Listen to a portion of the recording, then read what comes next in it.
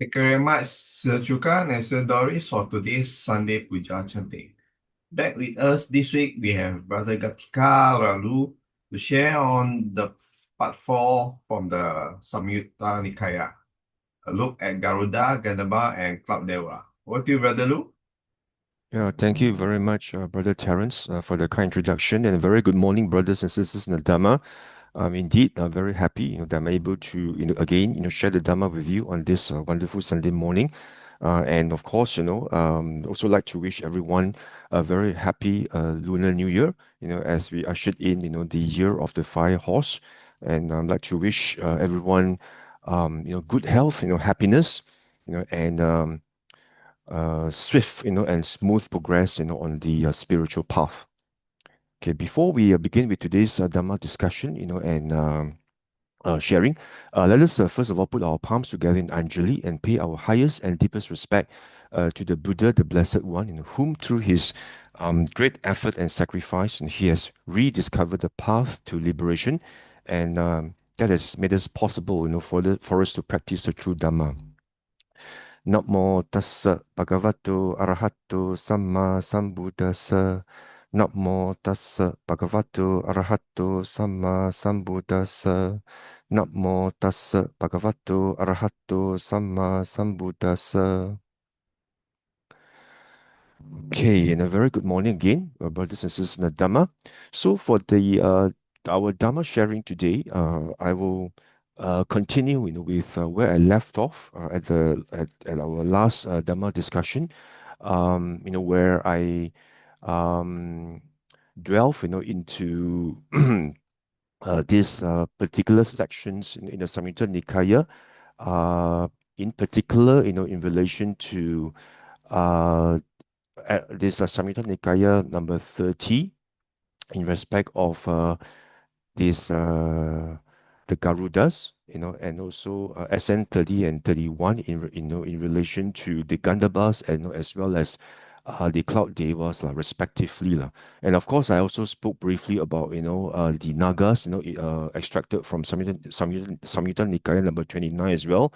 Where I actually made a comparison, or should I say a juxtaposition, in relation to how the Blessed One actually responded to the questions posed, by the monks, in respect of why beings, are reborn as Nagas, and Garudas, which actually bear some semblance of animal characteristics, partial animal characteristics and partial celestial beings, you know, um, and uh, and and of course, to the questions also posed by the monks, the Blessed One is in SN 31 and 32, in relation to why beings are reborn as Gandhabas, as well as Cloud Devas, which are actually full-fledged Devas, full-fledged celestial beings.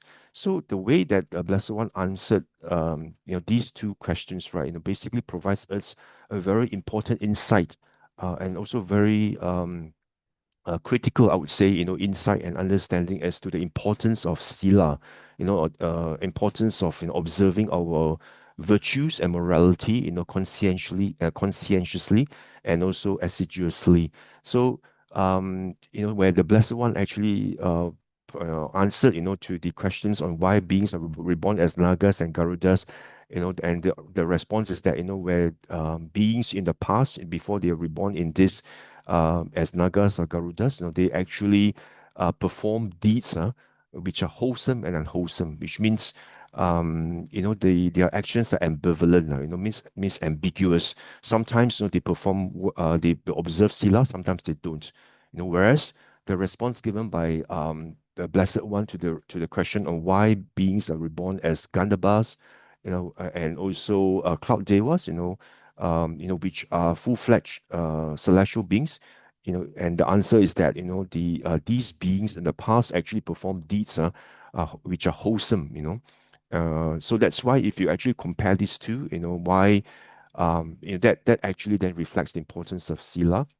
And I also highlighted the importance of observing sila Also, as where I actually extracted certain the specific suttas, to reflect the importance of observing sila. Like for example, in AN 10.177 on Janusoni, where I actually highlighted the importance, that dana doesn't actually mitigate, the unwholesome karma arising from not observing the sila well. Um, and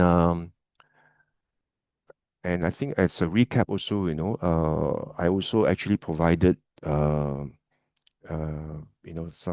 also, some analysis, in terms of the importance of sila, in the sense that um, sila is important because, it does not just, determine our next rebirth destination, whether it's Sugati or Dugati, as what we can see, from the various sutta, where the Blessed One explained the importance of, observing sila. And if you observe the sila well in terms of avoiding the 10 ducharitas, 10 unwholesome actions, then you're creating the potential to be reborn, in a good destination in Sugati Bhumi, and of course the converse is true as well, that, if you don't and you perform these 10 unwholesome actions, then you're creating the potential, for it to be reborn, in the woeful planes where you actually lose, your human, I guess, status, and it becomes subhuman, so you actually descend into the animal and below,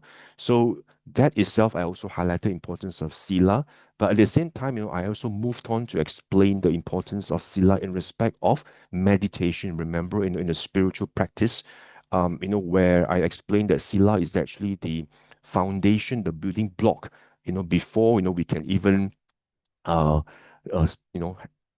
attain the breakthrough to the Dhamma, where we develop, the Dhamma I, the Dhamma Chakku.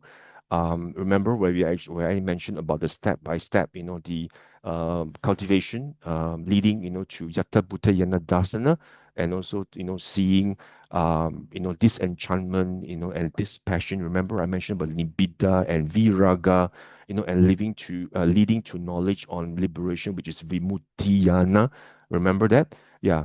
So, and also I actually then in the last Dhamma discussion, I also then explained, in terms of not only, that sila actually is the foundation for meditation, but at the same time the converse is true as well, that meditation also helps us, to build that foundation, that the spiritual strength for us to be able to observe the sila, more effectively, and more conscientiously. Remember that, I mentioned that it's actually like a symbiotic relationship between sila, as well as meditation, So, and I think I went on to explain also specifically, how, for you to actually develop, that spiritual strength, be able to observe your sila well, you must actually then be able to uproot loba, dosa, moha, remember? Yeah. So maybe before I continue, I'll just show you the suttas just to refresh your memories, so that, everybody is on the same page as well on this. Just a recap. lah.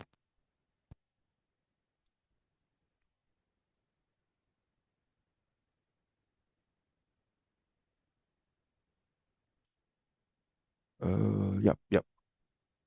Let me see.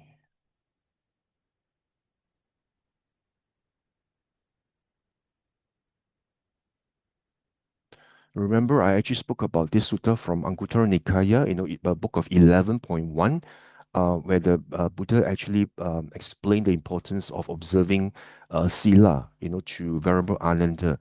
And, remember, Venerable Ananda actually asked, what is the purpose of skillful virtues?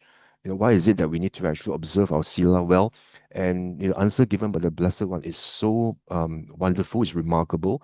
It actually builds up, gradually and incrementally, in respect of, how, sila actually leads to the uh, development, of our spiritual practice, step by step, up to the attainment of arahantship, So, as you can see here, the Blessed One says, observing of sila as well, actually leads to freedom from remorse, Remember, I just also spoke to you about the sutta, which recounted, this King Ajatasattu, who actually went to see the Blessed One, and he couldn't actually attain Sotapatti on that very night, even though the Blessed One gave him a very rousing, discourse, about the benefits, of living a life of a samana, under the Blessed One, you know. Samanya Pala Sutta, remember, I think from Digha Nikaya number 2, and he couldn't do that because he was filled with remorse. The remorse just well up in him because he was remorseful that he killed his father. So that's why you see, the failure, to observe skillful virtues actually leads to remorse. So that's why the Buddha says skillful virtues leads to freedom from remorse. Freedom, remorse then leads to what? Joy. Pamoja. Because when you reflect, oh, I have nothing to be remorseful about. There's this joy that wells up in you. And this pamoja then leads to what? Piti, rapture. And then this piti, actually leads to what? Calmness and serenity, which is pasadi. And pasadi actually leads to what? Leads to pleasure, sukha. And this sukha itself then leads to samadhi, as concentration or samadhi. And samadhi itself actually leads to what? Vision, knowledge and vision of things as they really are, which is Yata Bhuta Yana Dasana, And this Yata Bhuta Yana Dasana, once you see it in the things intrinsically, conditioned existence, phenomena, condition phenomena, intrinsically, in terms of its characteristics, you're able to see this Yata Bhuta Yana Dasana, that it leads to what? Nibbida, they're disenchanted, you become rather fed up, with all these mundane things that you used to find so much of pleasure in, it's just like you used to be so obsessed and so crazy about your toys or maybe your fire engine, but later on when you grew up, when you look at the fire engine, it's like, oh, this is nothing, you're so fed up with it, so it's like you go just enchanted about nibbida, and this nibbida then leads to what? Viraga, which is the passion, this passion, and this viraga also then leads to knowledge and vision of release. That means the vimutti yana. That means you know that you have achieved a certain level of release. Whether it's sotapatti, sakadagami, anagami, all the way to arahantship. You know about this. That you have achieved this vimutti yana. And the Buddha says in this way, ananda, skillful virtues lead step by step to the consummation of arahantship. So can you imagine everything that starts with what? Starts with sila. So sila is the building block. As I highlighted again and again. And again, it also ties back to SN29 to SN32 in terms of why beings reborn as partial animal and partial celestial beings, and full celestial beings. You see how important Sila is? Your next destination as well as your spiritual practice actually predicate upon heavily, and significantly on observation of Sila. And remember, I also went on to talk about, that the reverse is also true as well, because the Buddha explains the reason why we actually break the precept is because of what? Loba, dosa, moha. You see, from this AN 10.174, the Buddha actually mentions that killing, stealing, sexual misconduct, lying, divisive speech, all these harsh speech, talking non-dhamma, frivolous talk, covetousness, ill will, and wrong view. This 10 do charita, which actually create the potential for you to descend downwards, subhuman, into woeful place because of what? Because of this three evil roots, evil defilements of greed, hatred, and delusion, which is loba, dosa, moha. So if you're able to uproot this loba, dosa, moha, then you're in a way, strengthening your ability to, to be able to observe your sila, very conscientiously and more effectively, because the reason why we perform a lot of these things is because of what? Greed, hatred, and delusion, right? We kill, because or nations get into war because of what? Because of greed. We want greed. We want the resources of that country, or we want more land. Greed. Or maybe you someone actually speaks badly or slandering someone, about some things because what? Maybe jealousy, maybe envy, maybe that's hatred. And a lot of this, and this great hatred and delusion, and of course, great hatred itself originate because of delusion. If you have greed, there must be delusion. So that's they all go together in unison. Great hatred and delusion. So that's why I mentioned the Buddha says in order for us to be able to observe, sila well as well, then we need to also um, practice and cultivate mental cultivation in order for us to uproot, this greed, hatred, and delusion. Of course, and all these originate because of ignorance. That's why we don't understand the Four Noble Truths. Because of ignorance, we don't understand that intrinsically all things are non-self. That's why we cling on to this self. We don't understand. That's why we don't understand the first and the second noble truth as well in terms of craving. Because we crave because we don't understand the first noble truth. As well, in that everything is non-self. But we keep on clinging to it, and that's why there's craving. And the third noble truth is then once we are able to abandon this craving, and then we can achieve liberation, right, and end of suffering. But that's why because we're shrouded in ignorance, and that's why we are um, in a way shackled by this great hatred and delusion.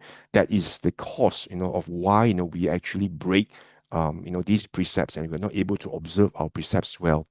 That's why remember I also spoke about uh, this discourse, on from AN Anguttara Nikaya 3, on the text, on the entitled discourses on greed, hatred, and delusion, and where the Buddha says, for us to uproot this and to actually abandon and uproot this great hatred and delusion, three things must be developed. Remember, I said about the signless concentration, the undirected concentration, and also the emptiness concentration. And I actually spoke briefly in my last talk, in terms of what signless concentration is, and you can actually read about this, in Samyutta Nikaya 40.9, about this Animito Sutta, which is the signless. Nimitta is sign, right? So Animito, which is signless. And where the Buddha actually explained to Venerable Moggallana, in terms of how this signless concentration should actually be practiced, and um, where the Buddha says, he actually advised, this Venerable Moggallana, that you should not pay attention to any of these signs and features of any sense object that come into contact with you, that cause you to actually um, to for the five hindrances to arise, that you're not able to practice. You're not able to practice meditation. You're not able to practice um, whether samatha or vipassana, because these sense objects keep impinging on your sense bases, your sense doors, and you keep on paying attention to the signs and features. For example, when you meditate, right, then you keep on thinking about, the delicious food, that you have actually, that has been cooked, or you actually smell something, that's so fragrant, and maybe, you think about the wonderful holiday, that you'll be having soon, maybe in Europe, or in Japan, and maybe you think about, oh, um, all the wonderful things, and maybe some rhythm of music starts appearing in you, and you keep on being in a way being dragged, or being actually in a way lured, into all this um, dense objects, and you keep on paying attention to the signs and features, which is actually what's happening, to Venerable Moggallana, because he keeps on thinking about this the signs and features of this sense object that somehow impinge on him, and and the five hindrances start to emerge, and start to strengthen, and it makes it very difficult for him to meditate. And that's where the Buddha came with in his using his psychic power. The Buddha appeared in the astral form, right, and appeared before Venerable Moggallana and advised him, that you should not pay attention to any the distinguishing signs, um, uh, any signs and features of this sense object, that actually result in you slackening, in your in meditation. So the Buddha then advised him, pay no attention to any distinguishing signs, and you should enter and dwell on this signless concentration. So it is very much, like you draw your attention away from the object itself, or the sense object that causes you to to develop all the hindrances, that actually then it that cause you to slacken, or cause or impact or affect, your meditation, that you're not able to have that mental calmness, to develop, whether it's samatha or vipassana, to see the intrinsic nature of existence. You're not able to have that mental calmness and serenity because of all this. So the first thing to do is actually to uh, withdraw your attention, from these signs, and then do not pay attention to the signs and features, of this sense object. Remember, I talk about this signless concentration is very much like a samatha practice in order for you to, first of all, draw away that's causing you that loba dosa moha to arise, like something that caused your blood to boil because you heard um, something unpleasant spoken about you, or maybe something is about something pleasant, the greed arises in you, the loba arises in you. So you should actually, or maybe somebody attractive, that causes, this raga to, arise in you, this passion to arise in you, so the Buddha says, first of all, is actually to draw your attention away, so that's silence concentration, to draw your attention away from the signs and features, from this sense object, that's very much like a samatha practice. That's the first step, draw away, and do not pay attention to whatever that's causing you, for that loba dosa maha to arise and strengthen, and even in Sutta Nipata 2.11, also we can see that the Buddha also advised, his son Rahula, that he should actually practice this signless, and where the blessed one um, um, advise him, that he should meditate on the signless and get rid of the tendency to conceit. So this is actually the what the Blessed One also advised Venerable Rahula as well. You can see that from Sutta Nipata 2.11. And I also actually spoke briefly on this undirected concentration. Remember this Samyutta Nikaya 47.10, where the Blessed One actually also teaches about this undirected meditation. So I remember I spoke about, once you find that this sense object, is actually um, inducing, this loba dosa moha, to arise or to emerge or to strengthen in within you, right? Then, of course, the first thing to do is that you must withdraw your attention from this object. Don't pay attention to signs and features. That's a signless concentration, and then you must then um, have this undirected, and do not direct your mind externally, to that sense object. So bring it inside, bring it inwards, and watch your mind. How is your mind actually reacting to that sense object? Is there loba, is there dosa, is there moha? You must always bring it, introspection. Instead of directing your mind towards a sense object, you must have the undirected concentration and bring it back, internally, and investigate. That's why the Buddha's the characteristics of Dhamma, one of these characteristics is that it's opanyayiko, means it's leading inwards, always introspection, always leading inwards, and then ehi investigate, not just come and see for yourself, that's the general interpretation. But ehi means, more importantly, as is, you must actually then investigate, what is happening to you in your mind. Is there loba dosa moha? Is there or is there anything unwholesome that's arisen in your mind? So that's what the Buddha means by undirected concentration. Bring it back, bring it inwards. Um, and of course, the Buddha also teaches about directed concentration. That's where, for example, if you have these five hindrances, for example, um, you feel very tired, very sluggish, and you feel um, you don't feel like meditating, you feel very lethargic, then or uninspired, then the Buddha says you must direct your mind, first of all, to an object, that arouses this inspiration in you. Like, for example, the image of a Buddha, the characteristics of a Dhamma, about the Sangha, how well practiced the Sangha is, and the field of merits, of Sangha, field of Sangha, field of merits, how the Sangha is. So you must actually have this direct your mind towards that object to arouse that that inspiration, that to induce, and to strengthen that inspiration. So that is also directed uh, meditation, But in the context of undirected meditation, is that if whatever that causes loba dosa moha that arises, bring it back, bring it inwards, don't actually pay attention to it anymore, but bring it inwards. So instead of actually observing the object, bring it back to the subject, which is your mind. The mind is observing it, How is it responding to the object? Am I feeling angry? Am I feeling greedy? Am I feeling deluded?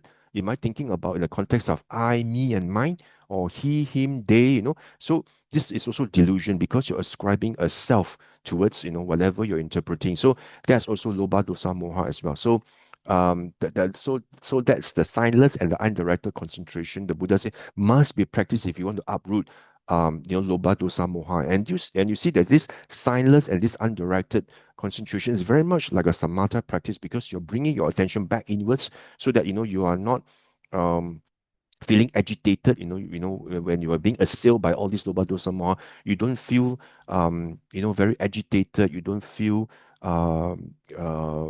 uneasy, or rather you're not in the state of equilibrium, and you feel very agitated, very angered, perhaps very furious, and maybe you start boiling, so so the first step to do is, if you're in that state, definitely you can't actually contemplate about the true nature of the defilements, lah, right? So you have to calm yourself down first, lah, and don't pay attention to it, bring it to your mind, inward, opanyayiko, bring it inward, and ehipasiko, and start to investigate, very much like chitta nupassana, to see whether loba dosa moha is actually, is in your mind or not. So that's the first thing to do, which is samatha practice, and of course, I also talk about the sutta from Samyutta Nikaya 35.199 about the tortoise. Remember, I actually said about the tortoise, is one lay lying on the I don't know, or lake, along the shore of a lake. That's what the sutta says.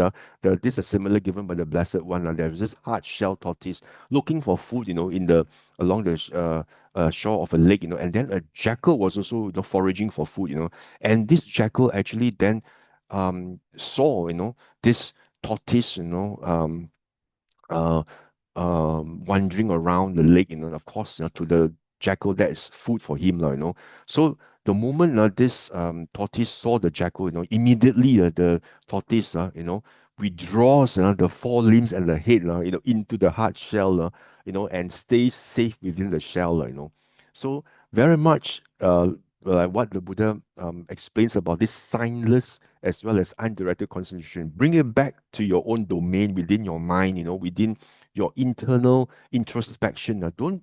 Don't get pull out and suck out, into the sense object, where you start to boil, and maybe you might react by scolding back, or and using abusive words, and because you want to react, right? That's a natural tendency. You want to react, and that's where you start to commit again, unwholesome karma, lah, right?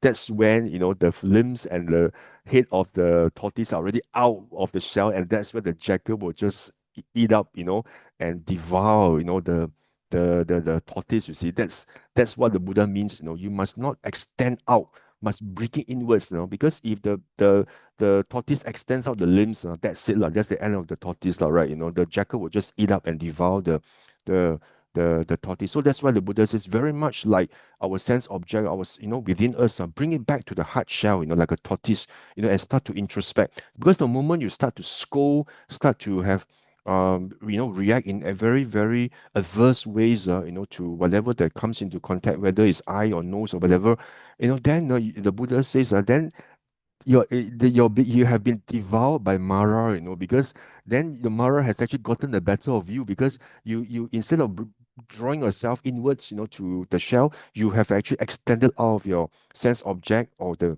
tortoise shell, and because of that, the jackal eats the tortoise, and for our case, the Mara has devoured us, and we have actually created bad karma, and unwholesome karma in the process, but and in actual fact, the Buddha says you must practice signless as well as undirected concentration. Bring it back to your mind. See, is there loba? Is there dosa? Is there moha? Bring it back. Keep your cool. Don't lash out. And don't react, in a knee jerk reaction, that you might regret later. Like a lot of people, say, before I could even stop myself, I start scolding someone already, and before I know it, I'm so unmindful. Before I know, I already scold because you don't practice this drawing back. You don't practice this silence. You don't practice undirected concentration. That's why you keep on creating unwholesome karma, unwholesome deeds. Um, and of course, in order for us to um, first of all, right, for us to know when to draw back, this signless concentration and undirected concentration, what must you do? You must first of all watch your mind very closely, right? Whether there's actually loba, dosa, moha that arises, because the moment you know that defilements have arisen and your mind it has been tainted and soiled by loba, dosa, moha, then only you're able to effectively draw in, right, um, to don't pay attention to the signs and features, of whatever that's causing you the defilements to arise, right? That's when you can draw in and have this signless concentration and have the undirected concentration and pay attention to your mind, right? So the first thing that you must do is you must anchor your mindfulness always, right? Then watch by watching your mind exactly how it reacts, because if you don't even watch your mind and you do not know how it's reacting towards the sense object, how will you know that defilements have arisen in your mind?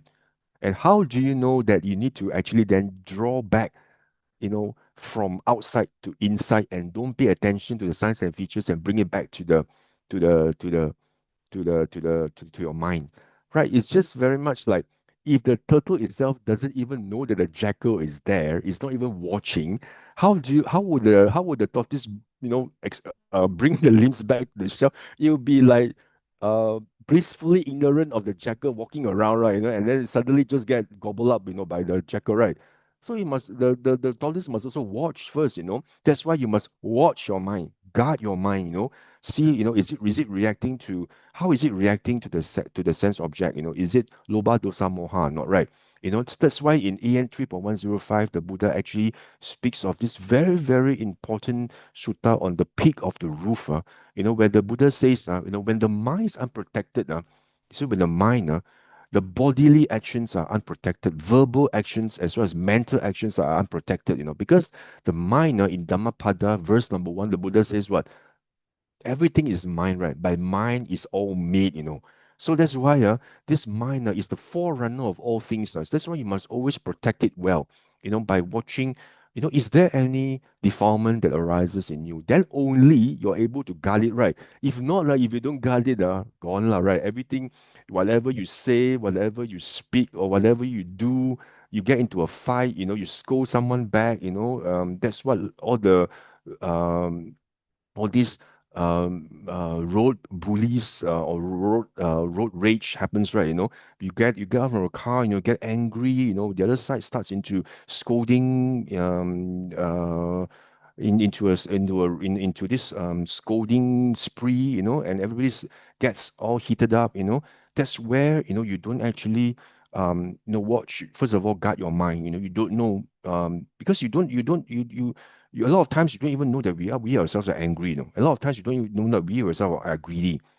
Because you don't watch your mind, and because of that, everything else becomes soggy and soiled. Just like the Buddha says, when this the peak roof of a house, the roof, the peak roof is like a mine. If the peak roof is not properly roofed, it's poorly roofed, then the beams are soggy. The walls get soggy, the beams get soggy. The walls get rot. The roof of the beams also rot. Everything, the whole house becomes rotten. Because of why it starts from the roof. If it's not properly thatched, everything else, it gets soil, and gets rotten. So very much like the mind. If a mind is actually not well guarded, you don't watch your mind well, that's where you then you don't you're not actually then mindful, to bring your mind away from the sense object, to have this signless concentration. Don't pay attention to signs and features, and you don't actually also have this undirected concentration where you bring your mind back, introspectively, to see how your mind is reacting. So if the first if you don't even watch your mind, like what the Buddha says in the four foundation of mindfulness, the chitta nupassana, right? You must actually be able to see whether, the defilements have risen in your mind, and that's when then you need to then, tell yourself, and be mindful. Oh, I'm now getting furious. I'm getting angry. I'm getting rather unhappy. That's where you need to then do this signless and undirected concentration as a first step, and I think I stop at that, right? To actually highlight to you about the importance of mind, and then I also then spoke to you about this Samyutta Nikaya, this 35.153, this Ati-yoko Parayaya Sutta. Remember, that the Blessed One says, if you're able to watch your mind consistently in this very life, the Buddha says you are capable of becoming an arahant.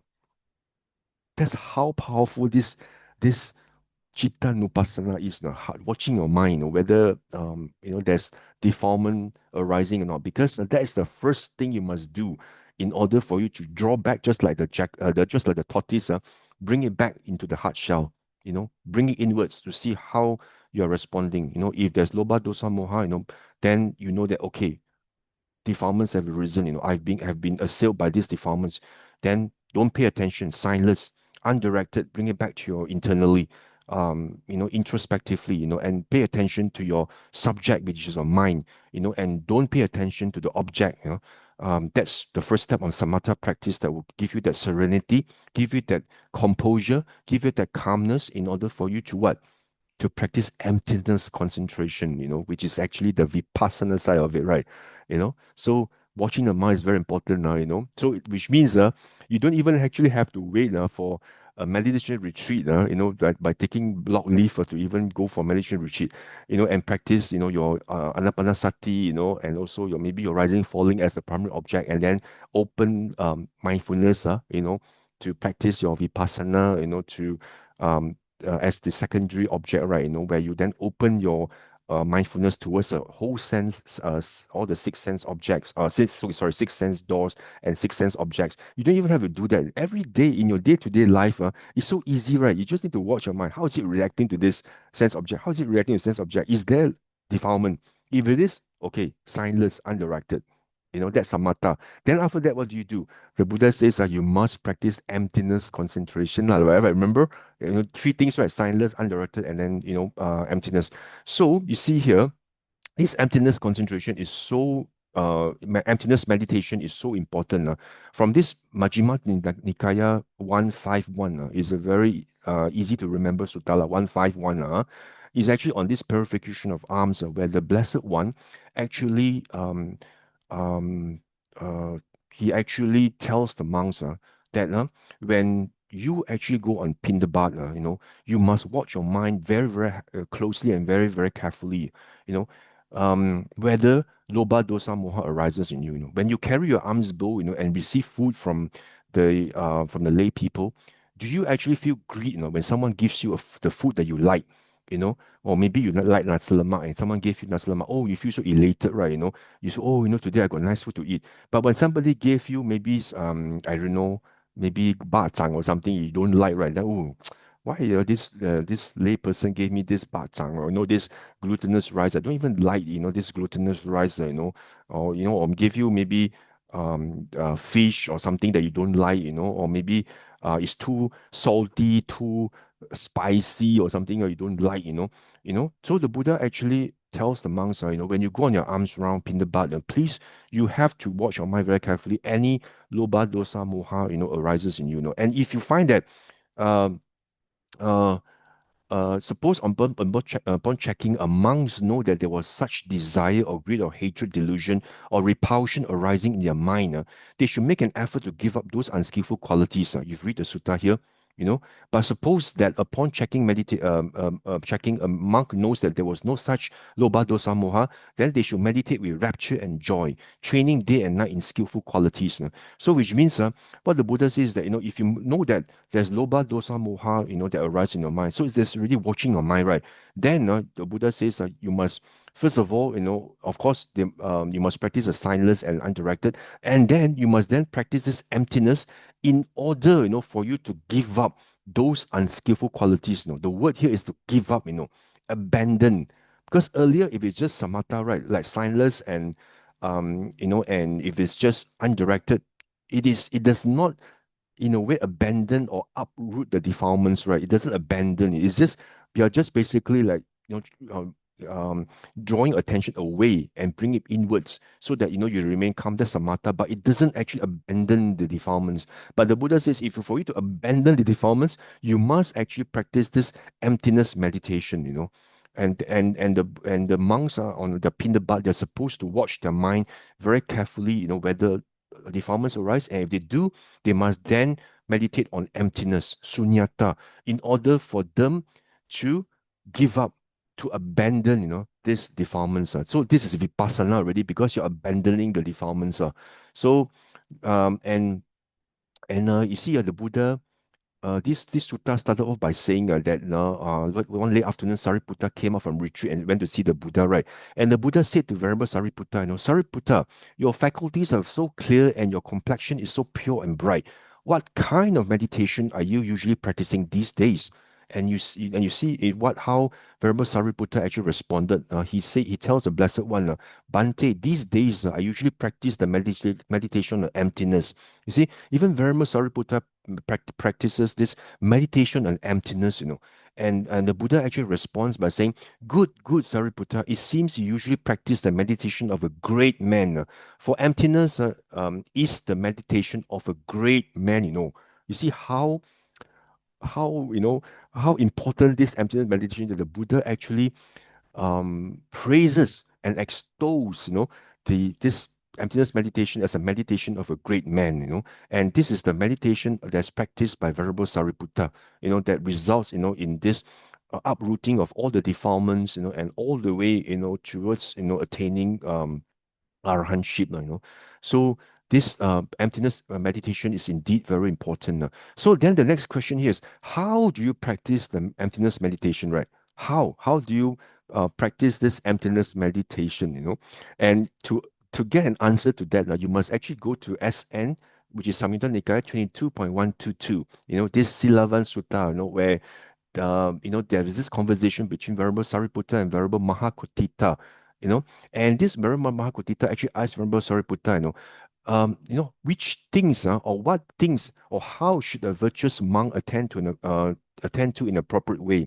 Say, for example, a monk is actually very virtuous, and he actually observe the Vinaya and the Patimokkha, very, very closely and very conscientiously, and this venerable um, my Kotita say, how should you practice, in order for you to develop your spiritually, to become a Sotapanna all the way up to an Arahant? How should you practice, And this Venerable Sariputta tells Venerable Mahakotita, he says, my friend, you should attend to these five aggregates subject to clinging as inconstant, stressful, all this way, like a cancer, like a disease.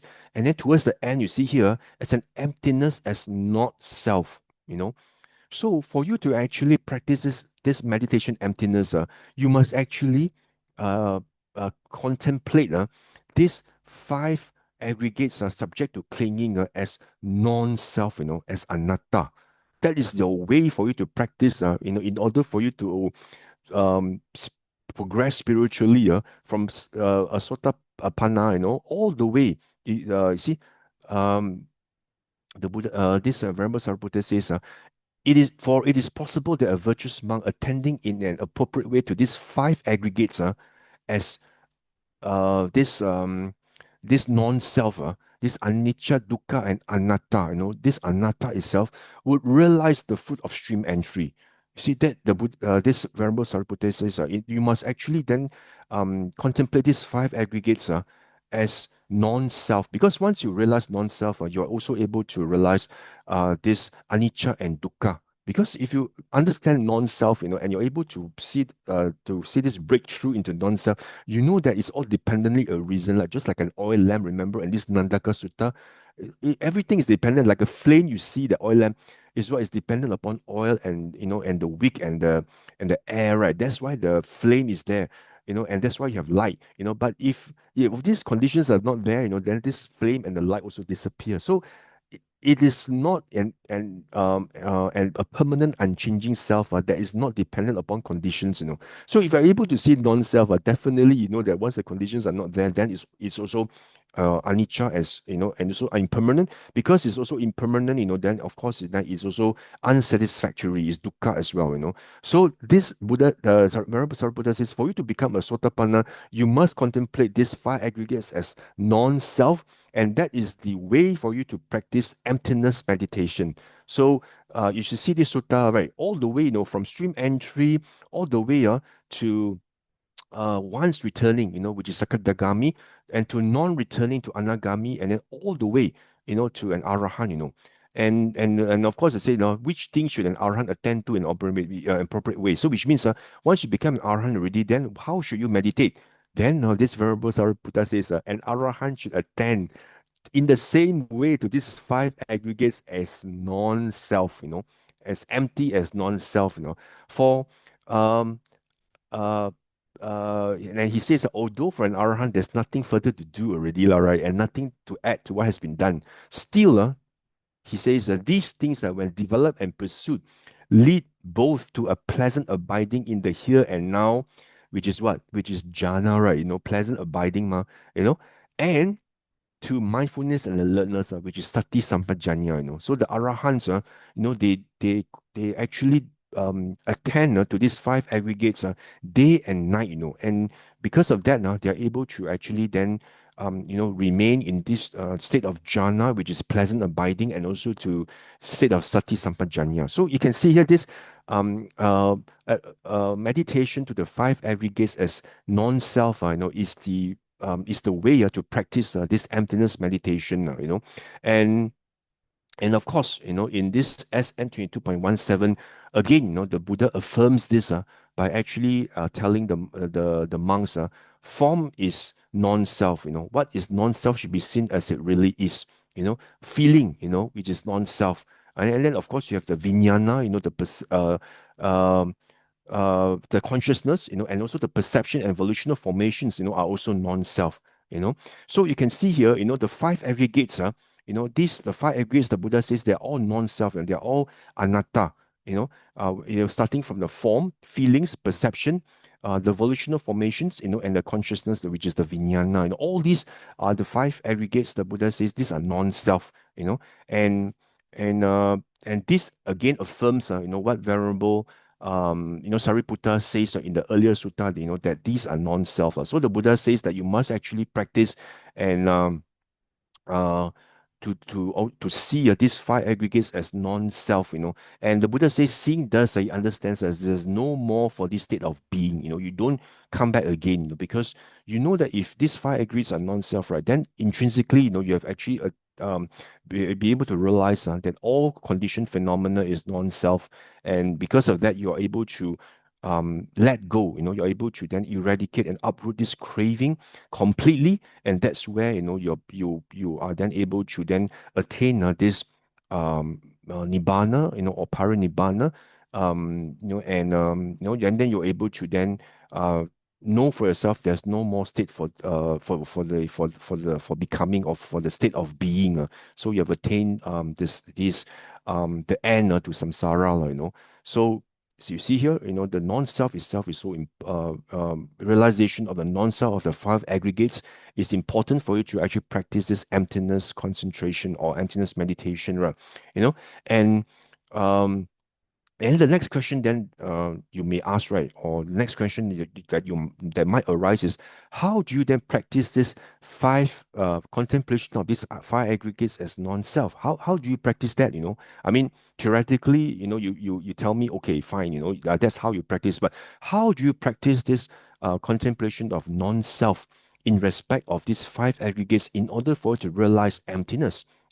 And you can actually um, uh, get insights on the answer from this Majjhima Nikaya 148 on the six sets of six, which is actually also a very powerful sutta, where the Buddha actually teaches the monks, how to actually contemplate these five aggregates um, at the sixth sense doors.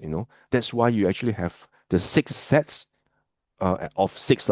Of six means the six sense basis, and of course the six sets, refer to the sense object, and the sense base and the consciousness, and the coming together is the contact, and the feelings, and the craving itself, the craving that arises, because of this, um, um, because of this contact, and then feelings, perceptions, then actually you have then craving, right? So if you actually are able to see this six things, in at the six sense basis, which is six sets of six, then you actually have contemplated, the five aggregates at the six sense basis. For example, if you have the form and the I base itself, that's actually uh this, for example, is the I base, right? You have the form and the I base. That itself is the form. Then of course, then coming together is the contact. Uh, the sense object and the I base. Of course, then you actually have the I consciousness, right? Because the sense object, when it comes to contact with the I base, then you have I consciousness. So coming together of these three is actually contact. Then we contact, then of course you have the feelings and perceptions, right? So you actually would have contemplated the feelings as well, and then you also have perceptions, right? And then you perceive, like, your perception as to whether it's actually a plate of delicious food, or someone speaks praises you, or slanders you, then that the perception. Then you have this feeling is whether it's pleasant, unpleasant, right?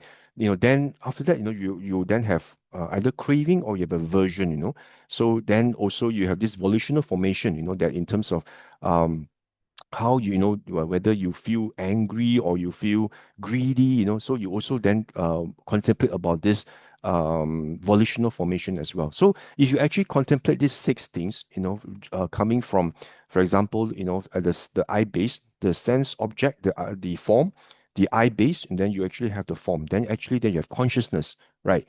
And then coming together is actually contact. Contact, then you have feelings, perceptions, and then you have then craving or aversion, which is this volitional formations. So effectively, you have contemplated these five aggregates at the six sense doors, which is what actually the Buddha actually mentions in MA 148, exactly how you should actually contemplate, and you see the condition arising from this six sets of things, at the six sense doors, and that these five aggregates actually arise through causes and conditions, and they're dependent on reason.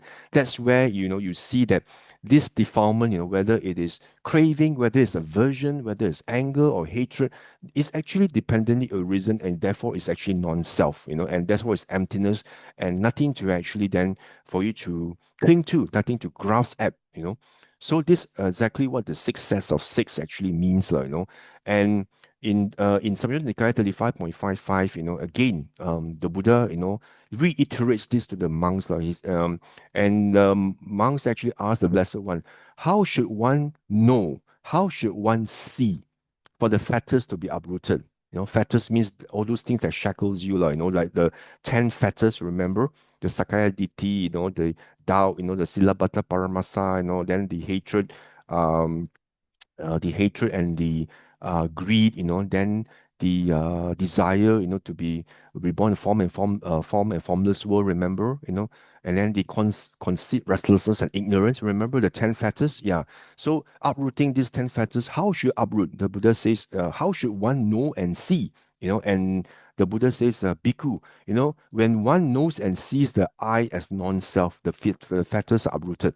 When one sees and knows the form, so the the Buddha is actually asking, the monks to actually contemplate these five aggregates, in terms of the I, the form, and then in terms of the feelings, the perceptions, the volitional formations, and consciousness, So when you actually can see these five things, at the six sense basis, as non-self, then the Buddha says that you're able to uproot these fetters from this Samyutta Nikaya 35.55. So this is actually being affirmed by the Blessed One. Also in 35.56, to 59, the Buddha says the same thing, about seeing the five aggregates at the six sense doors, as non-self. This is how you should know and see for the taints, which is actually the asavas. The asavas are the conditions for ignorance, right? So in order for you to actually uproot and eradicate and uproot these asavas, you must actually contemplate the five aggregates, as non-self at the six sense doors, which is consistent with MN 148, on the six sets of six. So you can see the Dhamma is very beautiful in that everything is actually interwoven so beautifully, it's actually very gels together, with no inconsistencies between what the Buddha has actually taught, you know. And that's why I also highlight, in this importance of seeing non-self, what the Buddha says, is actually something, is actually a very powerful practice, you know, and this is actually consistent with AN 4.41, this Samadhi Sutta. Remember, I actually spoke about this before. There are four types of Samadhi, and I just want to concentrate on these two types that the Buddha mentioned. One is actually the samadhi, where you just observe things come and go. Like for example, maybe maybe you smell, some delicious food, and you know that, oh, greed has arisen in me. I feel like eating. I feel greedy. I want to eat. Then, you think about all those delicious things that you have tasted before. Maybe some gourmet you have tasted. So then you say, oh, greed has arisen. Then you just watch come and go, come and go. Then you have anger. Just watch come and go. And then you don't do anything. Just passively watch. The Buddha says that if you have this concentration, the Buddha says it just leads to mindfulness and alertness. But it does not lead to the uh, ending of the affluence, which is the asavas. It doesn't lead to the eradication and the uprooting of the affluence. And the Buddha says, what is the development of samadhi that's when developed leads to the ending of the asavas to the uprooting of ignorance. This is the case where the monk remains focused on the arising and falling away on the five clinging aggregates. And he knows how each clinging aggregates, what is the condition for it to arise. How does it arise now? What such is form, such is the origination, such is the passing away, such is the feeling, such is the origination, such is the passing away. And same goes for perception, volitional formations, and consciousness. So you can see here the Buddha then, makes a distinction between some samadhi that will lead to the ending of the asavas, which is the ending of the defilements and the taints and the affluence, and the one that does not lead to the ending of affluence, where you just watch passively. You know, you just sit and watch, and you don't do anything. You don't make the effort to investigate. That's why the Dhamma, the characteristic of Dhamma is ehi pasiko. You must investigate. You don't just sit down and watch passively the defilements. The Buddha says, that you must be like a person that looks at this bucket of clear water and you see a blemish on your face, or maybe there's a food morsel at the tip of your mouth or something. Then you quickly want to wash it, and get it clean, right? So the Buddha says very much like defilements. The moment you see loba dosa more arises in you, you must quickly make effort to remove it, and to eradicate it, and to actually uproot it, right? So the Buddha says, it must be like your turban is on fire and one must quickly, make the effort to eradicate this. So that's why the Buddha makes a distinction between a samadhi that leads to the ending of the defilements and one that does not lead to the ending of defilement. So that's why, in order for you to practice this samadhi that leads to ending of defilements, you must actually then practice this emptiness meditation where you can see the non-self nature of the five aggregates at the sixth sense basis. And that's where you can see how your defilements arise. What is the cause and condition? How is it dependently arisen? And how is it dependently, how is the cessation dependent on causes and conditions? So if you're able to see this dependent arising, then the Dhamma Chakku is there already, right? The arising of the Dhamma eye. So that's where the distinction is made, between these two uh, forms of samadhi. And I also just want to end this talk also by telling you this.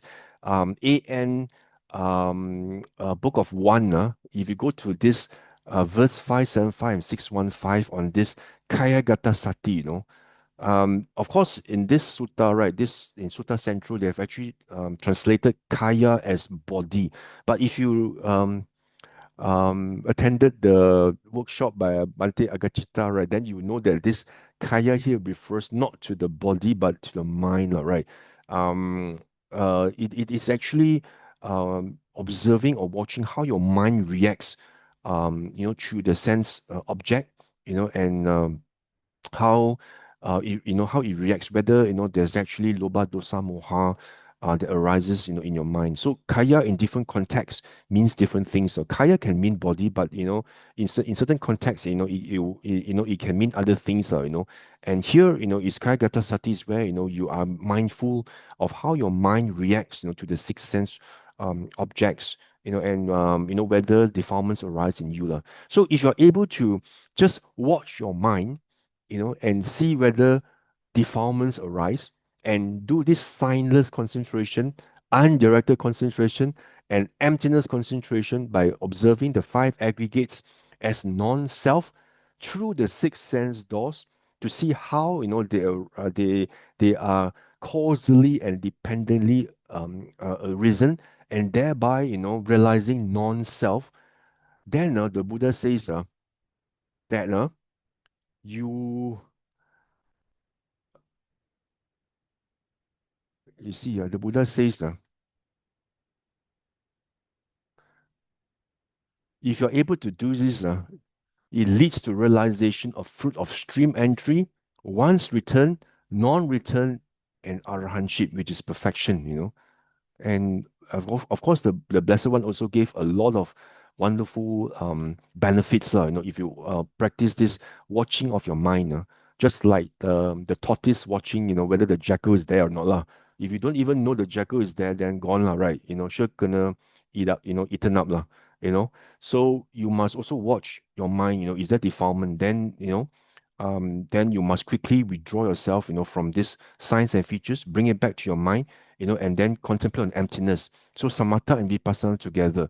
It's just like what Venerable Ajahn Chah always says: do not let the chicken coops run out from. Do not let the chickens run out from the chicken coop. You must always make sure that the chickens remain in the chicken coop. Otherwise, once you open the chicken coop, right, then all the chickens will actually all run out, and run helter skelter, right, and run around. That's where you then react in very unwholesome manner, like you scold back, or you hit back, or you do a lot of unwholesome things by body, speech, and mind, So the first is bring it back to your mind, and have this silence undirected, and then after that, once you have this samatha practice, then after that you do this emptiness meditation on vipassana, this kaya gata sati, So um the Buddha says this Kayagata Sati, it actually includes all the skillful qualities, and play a part, in this realization of Nibbana, and it leads to great benefit, gaining knowledge and vision, and leads to realization of fruit of knowledge and freedom, the Magga Phala, and also the Vimutti. And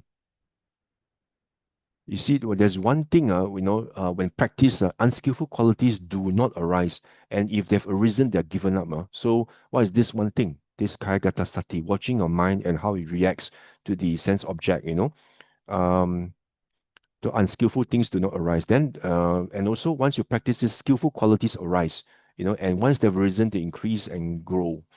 And see here, when you actually practice Kaya Gata Sati, right, ignorance is given up, knowledge arises, the conceit of I am is given up, because you see non-self, you don't actually cling on to self anymore, and the underlying tendencies are uprooted, and the fetters are given up. See how wonderful this watching of mind is, which is why in this Ati Yuko Parayaya Sutta, right, the Buddha says, by watching your mind, you can become an arahant in this very lifetime itself, That's how wonderful this um this Kaigata Sati is, and of course I mentioned earlier, to stream entry, to Sakadagami, Anagami, and also Arahantship, So basically, in a in conclusion, what I just want to highlight to you in this Samyutta Nikaya, of course, the initial focus, was actually on Sila, as I mentioned to you, about this, about Naga and Garuda, and also about Gandhabba, and also cloud devas, and I sort of like make a contrast, compare and contrast between the two, and Sila stands out as very important.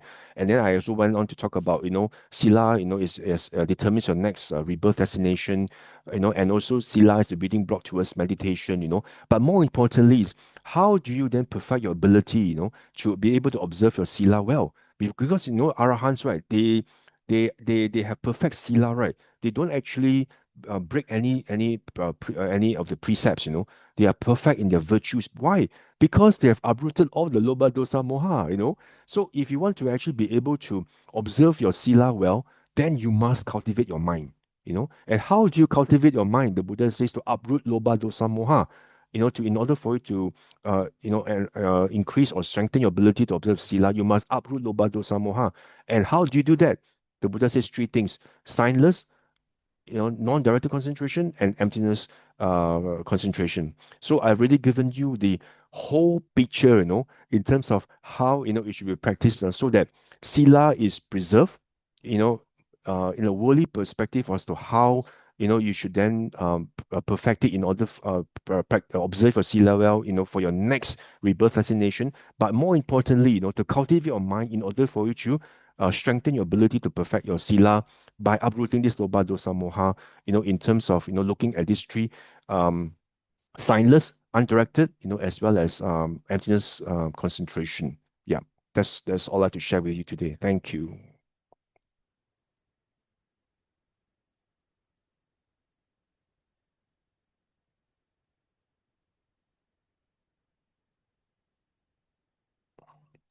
Brother Terence.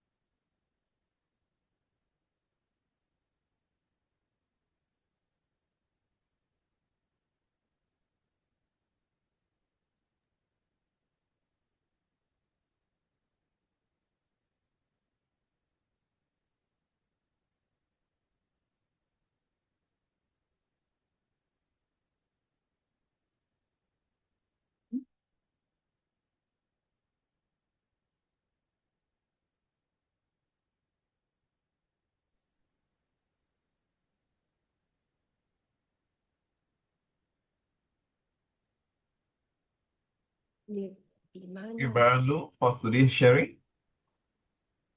There is case some marriage to all beings, whether they are seen or unseen. Akasata ca bummata deva naga mahitika punyang tamanamoditva chiram rakkantu loka sasanang ettavata ca amhehi sampadang punya sampadang sabbe dewa sabbe bhuta sabbe satta anumodantu sabba sampati siddhya.